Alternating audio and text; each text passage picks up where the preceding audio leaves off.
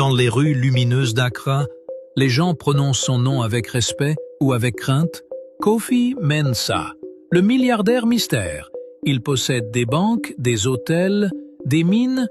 Il apparaît dans les journaux, les conférences, les sommets internationaux, mais demandez-lui d'où il vient, et vous verrez ses yeux se détourner. Kofi Mensah est riche, oui, mais d'un silence que personne n'ose briser. Kwabena Owusu n'était pas un grand journaliste, mais il avait une obsession, la vérité. Plus il creusait, plus les ombres autour de Kofi Mensah devenaient épaisses. Aucune photo d'enfance, aucun diplôme, aucune trace dans les archives avant les années 2000, rien. Comme s'il avait été téléporté dans le monde des puissants, sans histoire, sans racines, un arbre sans sol, qui porte pourtant les fruits de l'or. C'est dans un vieux cimetière, oublié du temps, que Kwabena trouva sa première piste.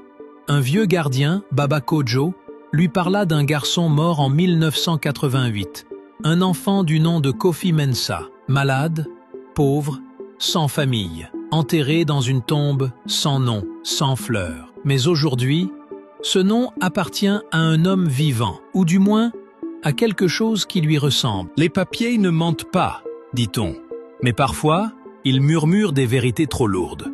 L'acte de naissance était là. 1970, Kofi Mensah. Mais en bas, en lettres rouges, une date. 1988.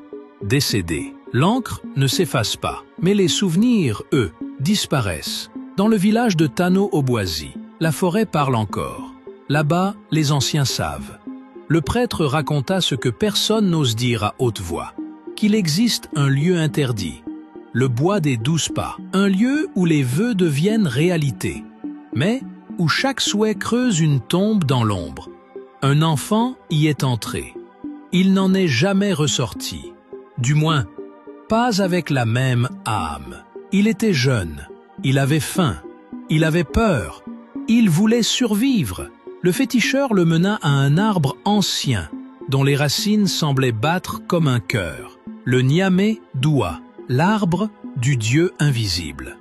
Il n'a pas demandé de prière, mais un prix.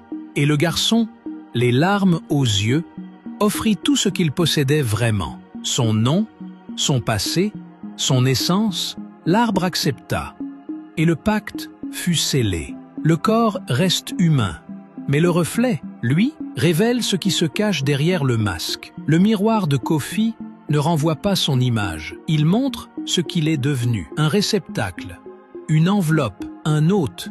Ce n'est plus lui qui parle, c'est l'écho d'un autre, un ancien, un affamé. Chaque pacte doit être renouvelé.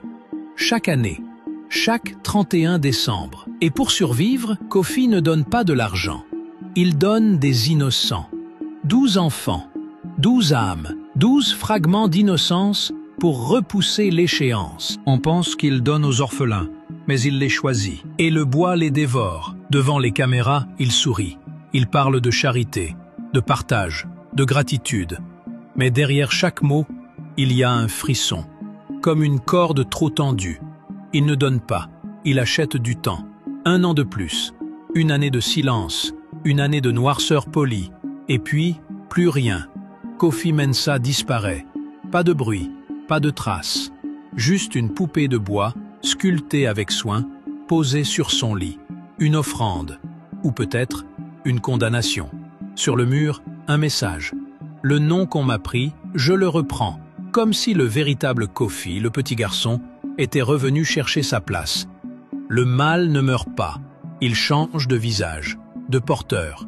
Une nouvelle lettre, un nouvel enfant, une nouvelle promesse faite à l'arbre. Le bois des 12 pas attend toujours. Et le cycle recommence. Encore et encore. Kwabena a tout écrit. Il a tout révélé, mais personne ne sait ce qu'il est devenu. Certains disent l'avoir vu marcher vers la forêt. D'autres jurent avoir entendu sa voix venir des racines de l'arbre. Peut-être qu'il a voulu comprendre. De l'intérieur. Écoutez bien, lors des nuits sans lune, dans la forêt de Tano-Oboisi, il y a une voix, faible, lointaine, celle d'un enfant, qui répète, encore et encore, « Je donne mon nom, je donne mon âme », et la terre, lentement, l'engloutit.